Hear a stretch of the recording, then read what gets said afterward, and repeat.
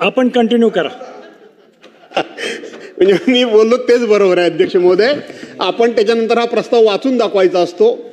अध्यक्ष महोदय, 293 वर आपण या ठिकाणी सभागृहामध्ये चर्चा करायला उभे आहोत आणि हा प्रस्ताव पूर्णपणे शेतकऱ्यांशी संबंधित अशा प्रकारचा प्रस्ताव आहे. मी सांगितलं की शेतकऱ्यांची या महाराष्ट्रामध्ये काही दैना आहे, शेतकऱ्यांचं काही विदारक अशा प्रकारची परिस्थिती आहे, सरकारचं शेतकऱ्यांच्याकडे किती दुर्लक्ष आहे याचं जिवंत उदाहरण म्हणून परवांच्या दिवशी 4 दिवसापूर्वी एक 65 ते 70 वर्षाची एक गृहिणी, तो विषय गांभीर्यानं आमचे सहकारी नानाभाऊ पटोळे यांनी मांडला. मांडण्याची कदाचित पद्धत थोडी फारच आक्रमक होती. आपण त्यांना सस्पेंड केलं. दुसऱ्या दिवशी 97 अन्वये हा प्रस्ताव मी या ठिकाणी आणला.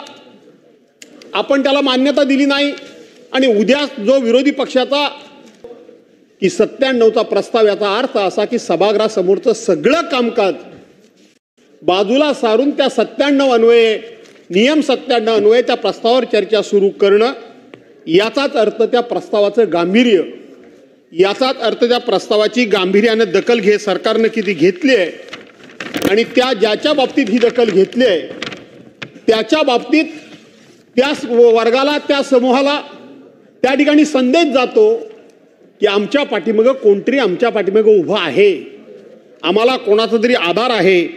परंतु तशा प्रकारे काय आपण सरकार म्हणून त्या प्रस्तावाला चर्चेला काही मान्यता दिली नाही आणि म्हणून आता आपण या प्रस्तावासमोर त्या संदर्भामध्ये आपण चर्चा करतो आहोत. अध्यक्ष महोदय, आपण या ठिकाणी प्रस्तावामध्ये सुरुवातीलाच म्हटलेलं आहे की आपण अनेक ठिकाणी म्हणजे मे महिन्यामध्ये अवेळी पाऊस पडला आणि हा अवेळी पाऊस पडल्यामुळं अनेक ठिकाणी नदे नाले हे भरून वाहिले. नदे नाले आपल्या त्या ठिकाणी प्रवाह आहेत किंवा त्या एकंदरीत ते नाल्यांची एकंदरीत म्हणजे प्रवाहाची हद्द आहे, ती हद्द ओलांडून त्यांनी अनेक ठिकाणी तो पाऊस प्रचंड प्रमाणामध्ये पडल्यामुळं अनेक ठिकाणी नद्यांचं पाणी पात्राबाहेर गेलं. अनेक ठिकाणी दरडी कोसळून संपूर्ण जनजीवन विस्कळीत झालं. केळी असतील, पेरू असतील, द्राक्ष असतील, डाळिंब असेल, धान म्हणजे भात असेल, कांदा असेल, या सगळ्या प्रकारच्या शेतीचं पुरेपूर वाटोळं या ठिकाणी लागलं आणि शेतकरी हा पूर्णपणे हवालदिल झाला. अध्यक्ष महोदय, हा पाऊस अवेळी पडला. अशा पद्धतीचा पाऊस खरं तर अवेळी पडल्यानंतर पुन्हा पाऊस हा रेग्युलर पडतो, परंतु 14 मेला जो पाऊस सुरू झाला तो पाऊस जवळजवळ कायमच सुरू झाला. मध्यंतरी या पावसानं पूर्णपणे दडी मारली होती आणि दडी मारलेल्या पावसामध्ये सुद्धा आपण जर बघितलं तर या पावसानं खूप मोठी दाणादाण सर्वांची उडवलेली आहे. अध्यक्ष महोदय, आज आपण जर बघितलं तर 1 जानेवारी ते 31 मार्च 2025 पर्यंत या ठिकाणी 267 मराठवाड्यातल्या या आणि विदर्भातल्या शेतकऱ्यांनी आत्महत्या केल्या. 267 आत्महत्या विदर्भ आणि मराठवाड्यातल्या लोकांनी हे जानेवारी ते मार्च महिन्यापर्यंत केल्या आणि जवळजवळ गेले 15 वर्षभरामध्ये अनेक जवळजवळ हजारो शेतकऱ्यांनी अशा प्रकारच्या आत्महत्या केल्या. अध्यक्ष महोदय, आपण मागच्या निवडणुकीच्या पूर्वी या शेतकऱ्यांना आश्वासित केलं होतं, त्यांच्या अपेक्षा वाढवल्या होत्या, त्यांच्यासमोर फार मोठी स्वप्न उभी केली होती की आम्ही 7-12 कोरा कोरा कोरा कोरा आणि कोरा करू.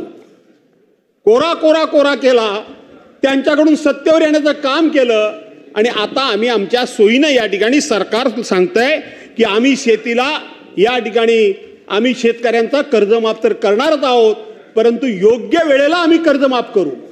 योग्य वेळ म्हणजे कधी? निवडणुकीच्या पूर्वी तुम्ही लोकांना आश्वासनं दिलेत, ती आश्वासनं दिलीत, ती निवडणुकीकरता दिलीत. आता पुढच्या निवडणुकीपर्यंत शेतकऱ्यांनी वाट बघायची का? तशाच पद्धतीनं अध्यक्ष महोदय, आपण महिलांना सांगितलं, महिला भगिनींना सांगितलं, लाडक्या बहिणी म्हणून सांगितलं की आम्ही 2100 रुपये तुम्हाला करून देणार आहोत. आता आपण म्हणता आम्ही बोललो नाही असं म्हणत नाही, परंतु योग्य वेळेला आम्ही देऊ. म्हणजे तुमची ही निवडणूक योग्य वेळ ही लोकांच्या भावनेशी खेळून निवडणुका जिंकणं म्हणजे योग्य वेळ. लोकांच्या भावनेशी खेळ करणं आणि सत्ता मिळवणं ही योग्य वेळ. अशा प्रकारचा संदेश एक महाराष्ट्रामध्ये गेलाय आणि हा केवळ संदेश नाही तर ही वस्तुस्थिती अध्यक्ष महोदय. आणि म्हणून आपल्याला या ठिकाणी या प्रस्तावाच्या माध्यमातून सरकारला उत्तर द्यावं लागणार आहे की आम्ही शेतकऱ्यांचं कर्ज नक्की कधी माफ करणार आहोत. आपली योग्य वेळ, ही योग्य वेळ म्हणजे ही वेळ कधी येणार आहे ही एकदा या महाराष्ट्रातल्या तमाम शेतकऱ्यांना आपल्याला सांगावं लागेल आणि शेतकऱ्यांना त्या ठिकाणी आश्वासित करावं लागेल. जो शेतकरी आत्महत्या करतोय, जो शेतकरी भयभीत झालेला आहे, जो शेतकरी बैलाच्या जागी स्वतःला जोताला जोडून घेतोय त्याला आपल्याला या ठिकाणी आश्वस्त करावं लागेल. त्याला त्या ठिकाणी आपल्या सर्वांना एक निश्चित अशा स्वरूपाचा शब्द द्यावा लागेल आणि तो शब्द केवळ निवडणूक जिंकण्याकरता नाही. जिल्हा परिषद आणि पंचायत समिती या निवडणुका आल्या आहेत, नगरपालिका महानगरपालिकाच्या निवडणुका आल्या आहेत. अध्यक्ष माझ्याकडे बघितलं तर चालेल, तुम्ही आता तिथे अध्यक्ष म्हणून आहात, पक्षाचे आमदार म्हणून नाही आहात.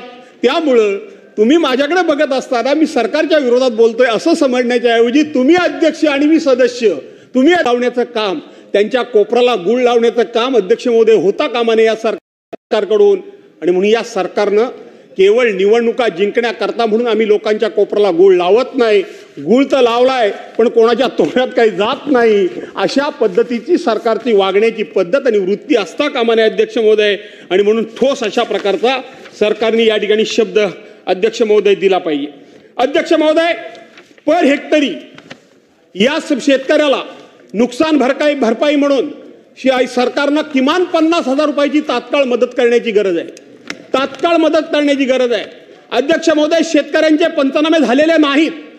सकाळी या ठिकाणी सभागृहामध्ये इथं प्रश्न उपस्थित करत असताना कोणीतरी सांगितलं की जिओ टॅगिंगच्या माध्यमातून वगैरे, अरे जर रेंजच नसेल, तिथं जर नेटवर्कच नसेल तर तुम्ही अशा पद्धतीनं ऑनलाईन पद्धतीनं हे पंचनामे तुम्ही करायला सांगितलेत. सरकारच्या वतीनं अध्यक्ष महोदय हे सांगितलं गेलं की आमचे तलाठी ट्रेंड आहेत, आमचे सर्कल इन्स्पेक्टर ट्रेंड आहेत, आमचे तहसीलदार ट्रेंड आहेत. आम्ही मान्य करतो, तुमचे सरकारी कर्मचारी सरकारी अधिकारी जरूर ट्रेन असतील, पण सर्वसामान्य शेतकरी अजून पुरेपूर ट्रेन व्हायला आपल्याकडे अजून खूप वेळ आहे. अजून त्याला ट्रेनिंग देण्याची आवश्यकता आहे. अजून त्याला त्याच्या संदर्भामध्ये जाणीव करून देणं ही सुद्धा आपल्या सर्वांची गरज आहे. त्याचं प्रबोधन होणं गरजेचं आहे. आणि म्हणून हे पंचनामे केवळ आपण ऑनलाईन पद्धतीनं करण्याच्या ऐवजी ऑफलाईन देखील पद्धतीनं केले पाहिजेत. अशा प्रकारची माझी तुमच्या सर्वांच्याकडे मागणी आहे, सरकारच्याकडे मागणी आहे.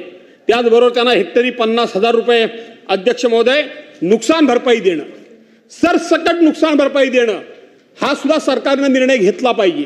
त्यांची कर्जमाफी करणं हा सुद्धा सरकारनं निर्णय घेतला पाहिजे.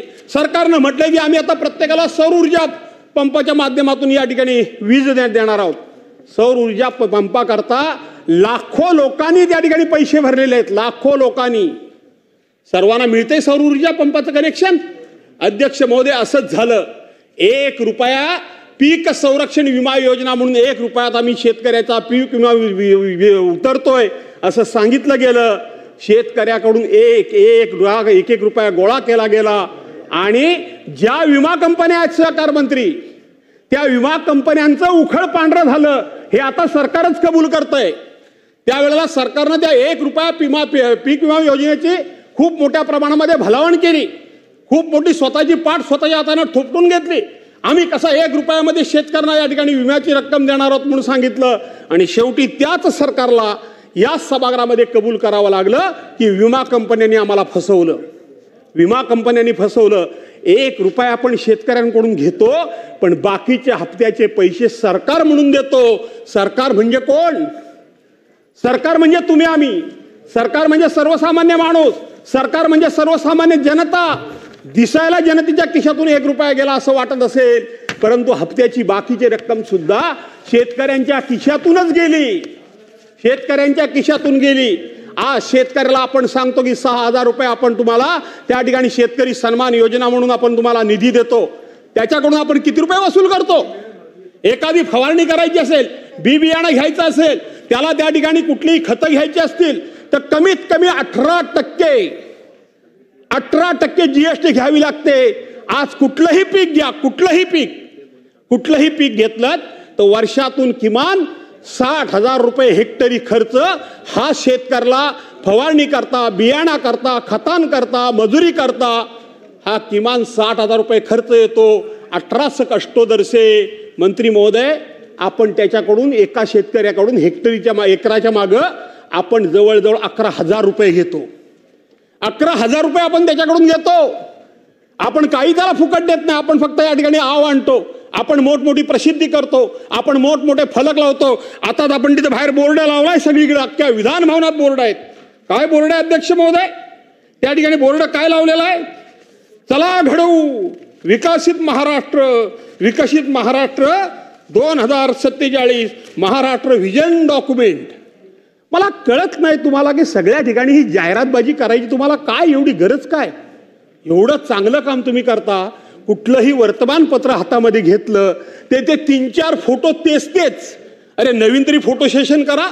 जरा नवीन पद्धतीचे फोटो काहीतरी येऊ द्या. तेच फोटो. 3-4 फोटो. ती हातामध्ये कसली तरी घेतलेली ती पुस्तकं. खाली काहीतरी जाहिरात. प्रत्येक वर्तमानपत्राला लाखो करोड रुपयाच्या जाहिराती तुमच्या. त्याच्यानंतर तुम्ही त्या ठिकाणी योजना दूत निवडणुकीमध्ये नेमलेत. ह्या योजना तुम्हाला आपलं जे पब्लिसिटी डिपार्टमेंट आहे त्या पब्लिसिटी डिपार्टमेंटचं हे काम आहे की सरकारी योजनांची पब्लिसिटी करणं, सरकारी योजनांची जाहिरातबाजी करणं, सरकारी योजना या सरकारच्या माध्यमातून सर्वसामान्य माणसाच्या घराघरापर्यंत पोहोचवणं त्या डिपार्टमेंटचं काम आहे. ते डिपार्टमेंट असताना तुमच्या ह्या रोज जाहिरातबाजी. असा एक दिवस नाही, असा टीव्हीचा एक चॅनल नाही की टीव्ही ऑन केला आणि तुमचे ते जाहिरातीचे फोटो दिसले नाहीत. असा एक दिवस नाही. ही जाहिरातबाजी पूर्वी सुद्धा काही कालावधी करता व्हायची. काही होत नव्हती असं मी म्हणणार नाही, पण त्याला काहीतरी टाइम लिमिट होतं. त्याला काहीतरी ठराविक एक कालमर्यादा होती. त्या जाहिरातबाजीला काही ना काहीतरी शेवटी मर्यादा असायच्या. रोज आता प्रत्येक वर्तमानपत्र प्रत्येक चॅनलवर तुमची जाहिरात आहे. आणि म्हणून तुमचं हे व्हिजन डॉक्युमेंट. एका शेतकऱ्यानं आपल्या खांद्यावर नांगर घ्यावा आणि नांगर घेऊन त्यांनी त्या ठिकाणी नांगर ओढावा आणि त्याच्या पत्नीनं तो नांगर हाकावा. हे तुमचं व्हिजन डॉक्युमेंट.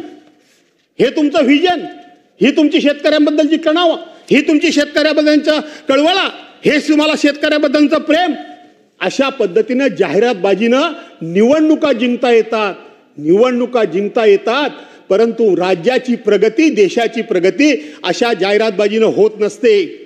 सर्वसामान्य माणसाच्या दुःखाच्या जाहिरातीबाजी करून चालत नाही, तर सर्वसामान्य माणसाच्या सुखदुःखाशी समरस व्हावं लागतं. आणि जो समरस होतो त्याला सर्वसामान्य माणसाच्या समस्या कळतात आणि तोच सर्वसामान्य माणसाच्या समस्या सोडवू शकतो.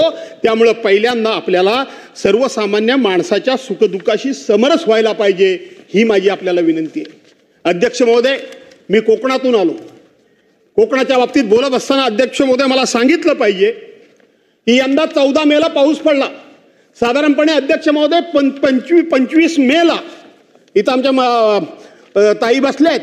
आपल्याकडे रोहिणी सुरू होते 25 मेला आणि 25 मेला आपल्या कोकणामध्ये पेरणी सुरू होते. पेरणी 25 मेला सुरू होते, मुहूर्त होतो. पण यंदा मुळातच पाऊस पडला तो 14 मेला पडला. 14 मेला अध्यक्ष महोदय पाऊसच इतका पडला की जिकडे तिकडे पाणी झालं. नदी नाल्या तमाम भरून गेले अध्यक्ष महोदय. नदी नाले. कोकणामध्ये एकच पिकी शेती आहे, दुबार शेती नाही. सरकारने जरी खतं दिली, बियाणं दिली, सरकारने कितीही मदत केली तरी दुसऱ्यांदा कोकणामध्ये पेरणी होत नाही. पेरणी करायला चान्सच नाही. सरकारने कितीही मदत करायचं म्हटलं तरी सुद्धा कर्ज कोकणातले लोक घेतच नाही. त्यामुळे त्यांच्या हप्त्यांचं रिशेड्युलिंग वगैरे होण्याचा प्रश्नच उद्भवत नाही. आणि म्हणून अध्यक्ष महोदय, यंदा कोकणामध्ये हे पाऊस अचानक पडला. नंतर 15 दिवस पाऊस गेला. थोडीशी पेरणी आम्ही केली नाही अशातला भाग नाही. माझी सुद्धा वेळेवर लावणी व्हायची, ती अजून लावणी झाली नाही. उद्यापासून मी जाणार आहे लावणीवर पुढचे 2-4 दिवस. हे नंतर अधिवेशन, नंतर बाकीचं सगळं. कारण मला माझी शेती केली पाहिजे. दुसरं खायचं काय? आणि शेतातलंच मी धान्य खातो हे सगळ्यांना माहिती आहे. आणि म्हणून अध्यक्ष महोदय, त्याला दुबार पेरणी करता म्हणून काहीही चान्स नाही. त्याला मदत करा. दुसरी गोष्ट अध्यक्ष महोदय, कोकणामधला आंबा, फणस, काजू हे साधारणपणे खऱ्या अर्थानं पूर्वी जो आंबा येतो तो काहीतरी कल्टार सारखं केमिकल वगैरे टाकून तो पिकवलेला आंबा असतो. पण जी पूर्वीची पिढीजात जी झाडं आहेत वाडवडिलांनी पूर्वी जुनी लावलेली झाडं आहेत, या झाडांचा खरा ओरिजिनल आंबा कुठल्याही प्रकारचं खत न घालता, कुठल्याही प्रकारची फवारणी न करता जो आंबा पिकतो तो एप्रिलच्या शेवटच्या आठवड्यापासून आणि मेच्या पहिल्या आठवड्यापासून तो पिकायला लागतो. यंदा 14 मेलाच पाऊस पडला. आंबा जो होता नव्हता, मध्ये पाऊस पडला त्यामुळे त्याचा मोहर गेला, अतिउष्णता झाली म्हणून त्या मोहर करपला आणि म्हणून अध्यक्ष महोदय त्या आंबा बागायतदाराला सुद्धा आंबा मिळाला नाही. आंबा मिळाला नाही. कोकणामध्ये पर्यटनाच्या माध्यमातून आम्हाला 4 पैसे मिळतात, परंतु मे महिन्यामध्ये संपूर्णपणे ही रस्त्यातली जी सगळी व्यवस्था विस्कळीत झाली त्यामुळे पर्यटक सुद्धा कोकणामध्ये मोठ्या प्रमाणामध्ये जाऊ शकले नाही. तिथेही आमची अडचण झाली. अध्यक्ष महोदय आणखीन एक अडचण मोठी झाली, ती मासेमारांची अडचण झाली. मासेमारी साधारणपणे आपण सरकारी नियमाप्रमाणे 1 जूनला बंद करतो. 1 जूनला बंद करतो, परंतु 14 मेलाच उधाण आल्यामुळं, 14 मेलाच समुद्र खवळल्यामुळं, 14 मेलाच या ठिकाणी अवकाळी पाऊस पडल्यामुळं त्यांना त्यांच्या होड्या बाहेर काढाव्या लागल्या आणि अध्यक्ष महोदय त्यांची मासेमारी सुद्धा बंद पडली. म्हणजे पर्यटन अडचणीत आलं, बागायतदार अडचणीत आला, शेतकरी अडचणीत आला, मच्छीमार देखील अडचणीत आला. मच्छीमार देखील अडचणीत आला आणि म्हणून त्याला पॅकेज दिलं पाहिजे. अध्यक्ष महोदय पॅकेज दिलं पाहिजे. अध्यक्ष महोदय रायगडमध्ये रब्बी पीक घेतलं जातं. रायगडमध्ये काही पावसाळी भात शेती होते. मी त्या एप्रिल मे महिन्यामध्ये त्या रस्त्यानं जात असताना डोळ्यातून पाणी आलं. सगळं शेत पिवळं धम्मक पिकलेलं होतं. सगळ्या शेतामध्ये भात तयार होतं. तुम्ही विदर्भातली मंडळी आमची धान म्हणते, आम्ही भात म्हणतो. हे सगळं भात तयार होतं, पिवळं धम्मक सगळी शेतं होती. वरून धो धो धो पाऊस पडला. अध्यक्ष महोदय ते तयार झालेलं भात घेऊन जाणार कुठं? ते बाहेर काढणार कसं? त्याची कापणी करणार कशी? ते खाली कोसळल्यानंतर 3ऱ्या दिवसाला भात रुजतं, त्याला रुजतं अक्षरशः भात ते 3ऱ्या दिवशी. आणि म्हणून शेतकऱ्यांनी केलेली मेहनत त्याच्या डोळ्या देखत त्या ठिकाणी पूर्णपणे नाश पावली. रायगडमध्ये सुद्धा ही परिस्थिती निर्माण झाली. रायगडमध्ये ही परिस्थिती निर्माण झाली आणि म्हणून मी मगाशी कांदा म्हटलं, पेरू म्हटलं, बाकी सगळं धान म्हटलं, हा जसा कांदा म्हटलं, असा जसा शेतकरी अडचणीत आलाय तशाच पद्धतीनं अध्यक्ष महोदय कोकणातला शेतकरी सुद्धा फार अडचणीत आलाय. त्याला या ठिकाणी पॅकेज देण्याची गरज आहे. मी धन्यवाद देतो सरकारला की सरकारनं मध्यंतरी एक घोषणा जाहीर केली की आम्ही शेती या मत्स्यमारीला शेती व्यवसायाचा दर्जा दिला. गेली 10-15 वर्ष अनेक वेळेला सभागृहामध्ये आणि सभागृहाच्या बाहेर आणि स्वतः मत्स्य विकास राज्यमंत्री असताना सुद्धा आपण प्रयत्न हा करत होतो की या मत्स्य व्यवसायाला शेतीचा दर्जा द्यावा, शेतीचा दर्जा मिळावा, म्हणून आपण प्रयत्न करतो. तो सरकारने दिलं. मी सरकारचं अभिनंदन करतो. मी सरकारचं अभिनंदन करतो. पण अजूनही त्याच्यामध्ये स्पष्टता नाही. अध्यक्ष महोदय तुम्ही त्या मत्स्य व्यवसायाला शेतीचा दर्जा दिला म्हणजे काय केलं त्याची काय स्पष्टता अजून कुठे दिसत नाही. त्या संदर्भातला GR निघालेला कुठे वाचनामध्ये येत नाही. ज्याच्या नावानं तुम्ही हे सगळं जाहीर केला करता, ठीक आहे, दुसऱ्याला चांगलं म्हणण्याची आपल्याकडे प्रवृत्तीच नाही. श्रेय तुम्हाला जरूर घ्या. आमच्या मच्छीमारांना त्याचा फायदा झाल्याचे कारण ज्या माणसानं कधी तो प्रश्न मांडलेचा मी कधी ऐकलं सुद्धा नाही, त्याचं नाव सुद्धा ऐकलं नाही, त्याच्या नावानं तुम्ही शेती, त्याच्या मागणीमुळं, त्याच्या पाठपुराव्यामुळं, त्याच्या भाषणामुळं, त्याच्यामुळं आम्ही त्याला मत्स्य व्यवसायाला शेतीचा दर्जा दिला म्हणून तुम्ही जाहीर केलं. आम्हाला आनंद आहे. पण त्या धोरणासंदर्भामध्ये तुमच्यामध्ये स्पष्टता येण्याची गरज आहे आणि म्हणून ती स्पष्टता सुद्धा यावी अशा प्रकारची मी या ठिकाणी विनंती करतो. अध्यक्ष महोदय शेतकऱ्यांच्या बाबतीत तुमचे लोक काय म्हणतात? स्वतः मंत्री महोदय काय म्हणतात? मंत्री महोदय शेतकऱ्याबद्दल भाषा वापरत असताना काय वापरतात? अध्यक्ष महोदय त्या शेतकऱ्याच्या दुःखावर फुंकर घालण्याच्या ऐवजी, त्या शेतकऱ्याला दिलासा देण्याच्या ऐवजी, त्या शेतकऱ्याच्या पाठीवर मायेनं हात फिरवून लढ म्हणण्याच्या ऐवजी त्याची टिंगलटवाळी करणं, त्याची चेष्टा करणं, त्याची कुचेष्टा करणं, अशा पद्धतीनं चेष्टा करण्याचं काम हे स्वतः कृषी मंत्री करतायत. एक शेतकऱ्यांची चेष्टा करत असताना शेतकरी कर्जमाफीच्या पैशातून काय मुलीचे साखरपुडे करायचे आहेत काय? अरे शेतकऱ्यांना काय मुलीचे साखरपुडे करू नयेत का? शेतकऱ्यांना आपल्या मुलाबाळांचे मुलीबाळींच्या लग्नाची स्वप्न कधी बघू नयेत का?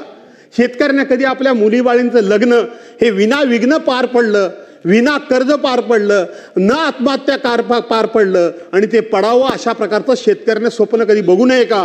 अध्यक्ष महोदय विचार केला पाहिजे. लग्न करतात आजकाल भिकारी नाही, तुम्हाला द्यायचं बोलायला सांगितलं अध्यक्षांनी. अध्यक्षांच्याकडे आम्ही अशी परवानगी घेऊन आलो 4ला प्रस्ताव सुरू करत असताना. माझं झाल्यानंतर इकडून दोघे जण बोलतील. कंटिन्यू. आपण खात्री करून घ्या. आम्ही काय म्हणतो असं नाही, खात्री करून घ्या. म्हणजे स्वतः होते ना सेक्रेटरी.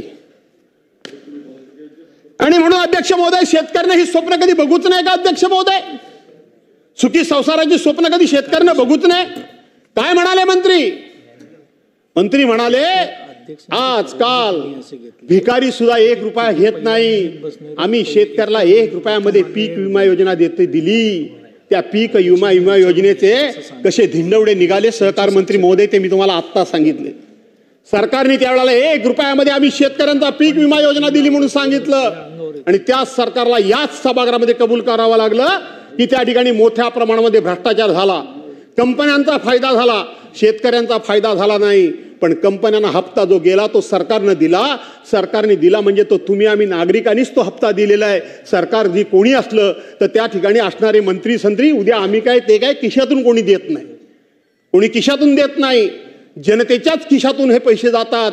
आणि म्हणून एका बाजूला स्वतः मंत्री सांगतात की या योजनेचा बोजवारा वाजला आणि दुसऱ्या बाजूला मंत्रीच चेष्टा करतात की 1 रुपया भिकारी घेत नाही, आम्ही सुद्धा 1 रुपयात तुम्हाला विमा देतो. अशा प्रकारची चेष्टा टीका करतात.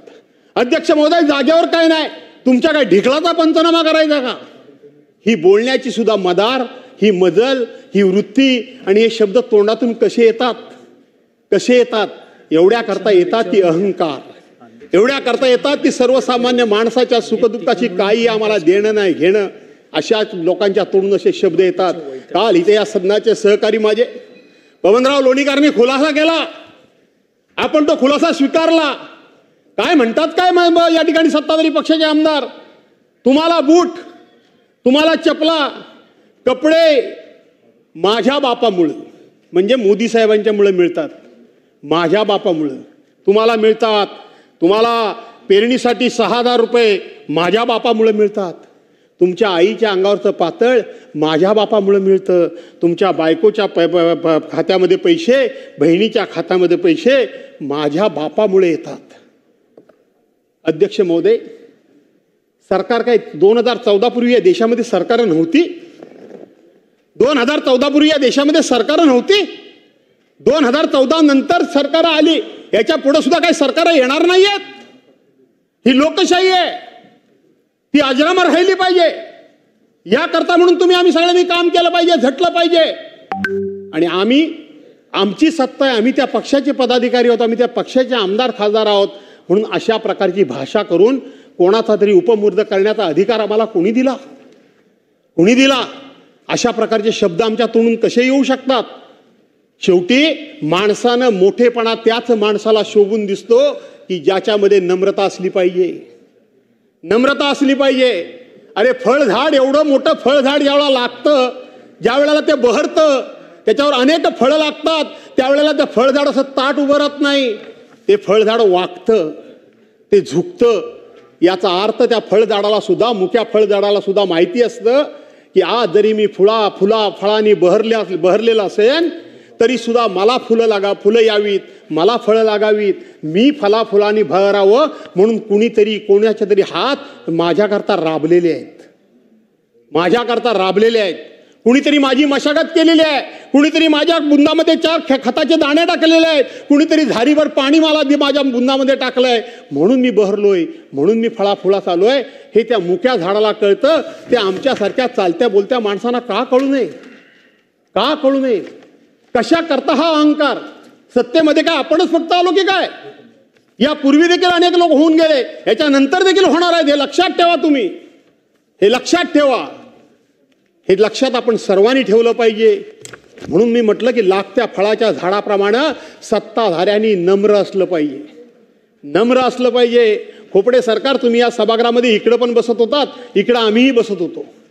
इकडं नाताभाऊ खडसे होते, विरोधी पक्ष नेते, बरोबर आहे.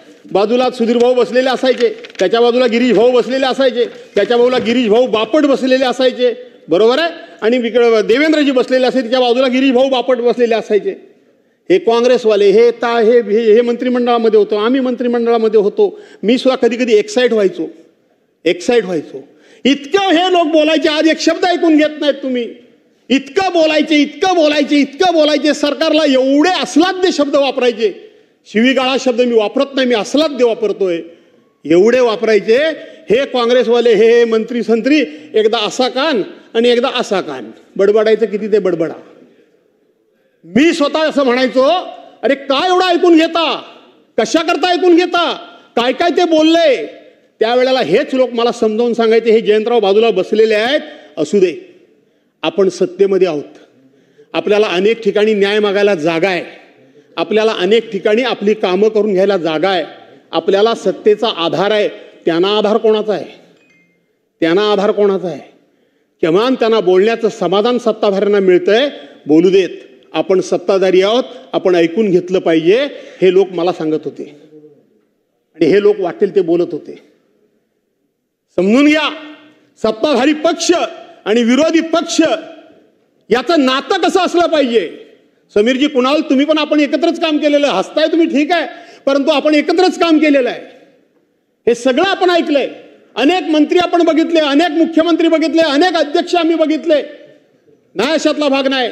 पण अशा प्रकारची भाषा वापरण्याचा अहंकार, आणि मला त्यांना कोणीतरी झापलं, त्यांना कोणीतरी बडबडलं, त्यांना कोणीतरी तंबी दिली, त्यांना कोणीतरी सस्पेंड केलं, असं कुठं ऐकायला मिळालं नाही. पण नाना भाऊ नुसते तिथं डायसवर गेले, एका मिनिटात सस्पेंड तुम्ही केलं. कधी केलं? अध्यक्ष सातत्यानं मी आता त्याच्यावर बोलणं बरोबर नाही. माननीय मुख्यमंत्री महोदय म्हणतायत की नाना भाऊनी माफी मागितली पाहिजे, पण माफी मागण्याचा अवधी सुद्धा आपण त्यांना दिला नाही. म्हणून अध्यक्ष महोदय, या ठिकाणी शेतकऱ्यांच्या बाबतीत फक्त आणि फक्त भाषण करून पोट भरणार नाही. अध्यक्ष महोदय, भाषण करून पोट भरणार नाही. एक माझ्या कोकणातला आणखीन एक विषय मला मांडला पाहिजे. इथं मंत्री महोदय कोकणातले बसलेत, किती गांभीर्याने घेतात मला माहित नाही, पण ऐकतात बऱ्यापैकी माझं. आपण काजू बोर्ड काढण्याचा इथे घोषणा जाहीर केली आपल्या सरकारने. आपण गेल्या वर्षी काजू बिला प्रत्येक किलोच्या पाणीमागे 10 रुपये अनुदान द्यायचं घोषणा आपण केली. सहकार मंत्री, तुम्ही ऐकून घ्या, तुमच्या खात्याशी हा संबंधित विषय. सभागृहामध्ये उत्तरामध्ये सांगा तुम्ही, ते 10 रुपये कोकणाला किलो मागे देण्याची घोषणा केली, पण प्रत्यक्षपणे त्या संदर्भातला GR, त्या संदर्भातली ऑर्डर कधी गेली? काय मंत्रिमंडळामध्ये बसून करताय? ऑर्डर गेली जुलै महिन्यामध्ये. योगेशजी, जुलै महिन्यामध्ये गेली. आपली काजू जून महिन्यामध्ये राहते का शिल्लक? मेच्या एंडलाच काजू संपून जातो ना. जुलै महिन्यामध्ये ऑर्डर गेली. ऑर्डर काय गेली? की आम्ही किलोला 10 रुपये तुम्हाला अनुदान देणार आहोत, पण आम्हाला जीएसटीचं बिल द्या. जीएसटीचं बिल? अरे किरकोळीमध्ये भैयाना काजू लोक देतात, जीएसटीचं बिल देणार कुठं? तुमचा GR गेला ह्याच्यामध्ये जुलैमध्ये, तुमची ऑर्डर गेली जुलैमध्ये, मे महिन्याच्या एंडलाच काजू सगळा संपला, आणि तो तुम्हाला बिल कुठलं देणार? आम्ही म्हटलं इकडचं तिकडचं बिल द्या, 2-10 पैसे तुम्हाला 4 पैसे मिळतील ते पदरात पाडा. ते म्हणले जीएसटीचं बिल पाहिजे. कुठून आणणार जीएसटीचं बिल? किती पैसे दिलेत ते जाहीर करा. फसवी योजना, कोकणाकरता एकमेव असलेली योजना, दुसरी सिंधुरच नसलेली योजना, तीही बंद झाली आहे. आता मत्स्य विकास मंत्री इथं या ठिकाणी नाही आहेत, त्यांचं माझे वैचारिक मतभेद जरूर असू शकतात, पण त्यांना मी भेटून सांगत असतो कोकणाकरता काय काय करा.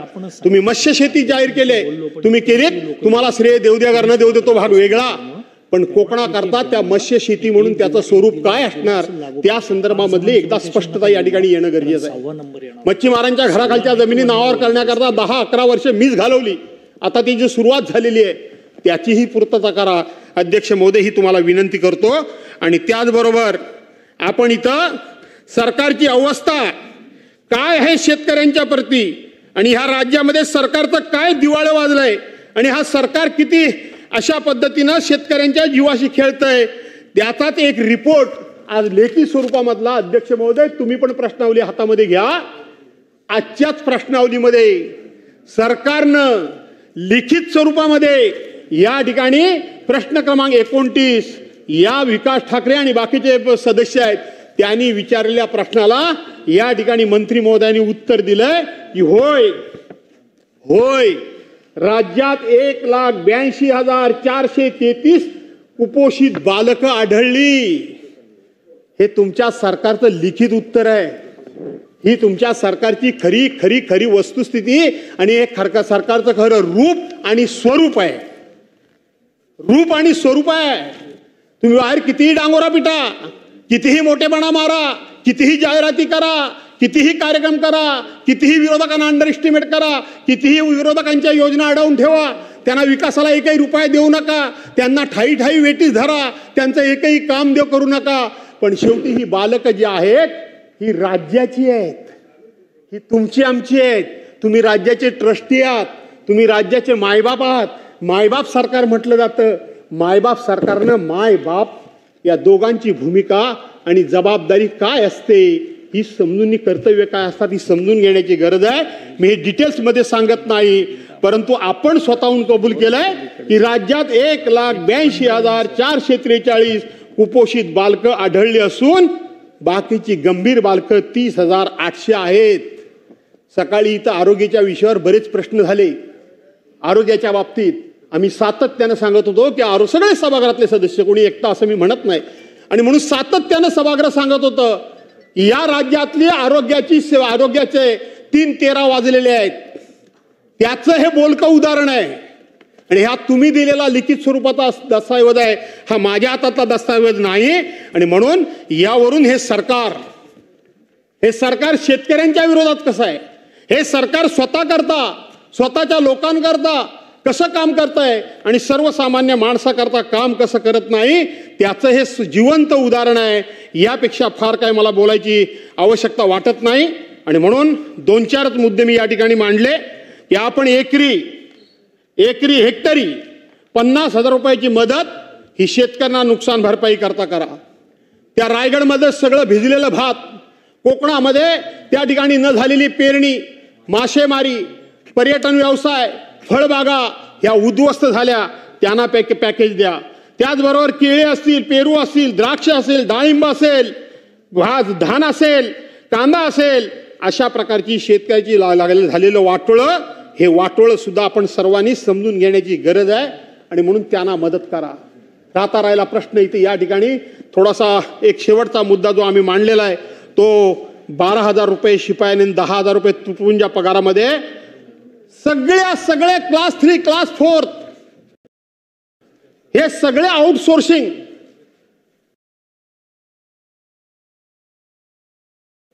सगळा कर्मचारी वर्ग आउटसोर्सिंगचा. एका बाजूला मराठा समाजाला आरक्षण आम्ही देणार काय, ओबीसी मध्ये आम्ही कोण काय त्याच्यात दाखल करणार नाही, आणि 17 इतर जाती दाखल केल्या, 1% त्यांचा आम्ही करू देणार नाही. आम्ही जातीला आरक्षण मिळावं म्हणून भांडतोय. आणि ज्या जातीचा शेवटचा टप्पा शेवटच्या नोकऱ्या, या नोकऱ्या सरकारने पूर्णपणे संपवलेल्या आहेत. या नोकऱ्या सरकारने पूर्णपणे संपवलेल्या आहेत. या नोकऱ्या सगळ्या आउटसोर्सिंगच्या माध्यमातून सरकारने या ठिकाणी भरायचं काम सपाट्यानं सुरू केलेलं आहे. आणि म्हणून सगळ्यांनी सावध राहण्याची गरज आहे. हा सगळा फक्त या ठिकाणी ह्या बोटावरची थुंकी त्या बोटावर खेळवण्याचं काम सरकार करतंय. आणि म्हणून पुन्हा एकदा मी तुम्हाला सांगतो, सिक्युरिटी बोर्डाचं सुद्धा 3-13 वाजलेत. आज सकाळी एक प्रश्न होता, त्या प्रश्नावर आपण जाऊ म्हणून विचार केला होता पण त्या प्रश्नापर्यंत आपण पोहोचलो नाही. माथाडी कामगारांच्या संदर्भातला प्रश्न होता. खरं सांगायला गेलं तर ज्या ठिकाणी आस्थापना असते त्या ठिकाणी माथाडी कामगार असला पाहिजे नियमाप्रमाणे. पण आमच्या कोकणामध्ये एवढा मोठा इंडस्ट्री एरिया आहे, काय करतं काय माथाडी कामगार बोर्ड, काय करतं काय सिक्युरिटी बोर्ड. सिक्युरिटी बोर्डाच्या माध्यमातून त्या ठिकाणी सिक्युरिटी गार्ड घेतले पाहिजेत, परंतु प्रायव्हेट कुठली तरी एजन्सी नेमायचे, त्यांचे गार्ड घ्यायचे, आणि आमच्या स्थानिक पोरणा किमान सिक्युरिटी गार्डचं सुद्धा काम जमणार नाही. असं कुठं झालंय? सिक्युरिटी गार्डचं सुद्धा ते काम जमू शकतं.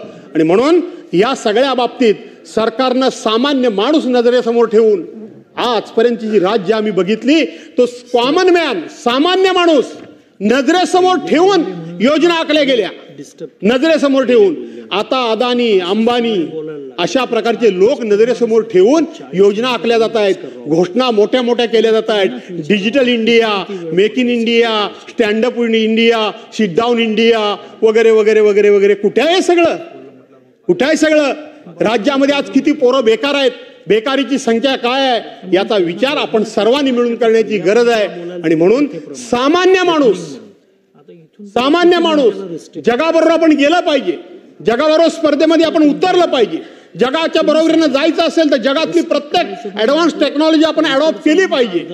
याच्याशी काही दुमत असण्याचं कारण नाही.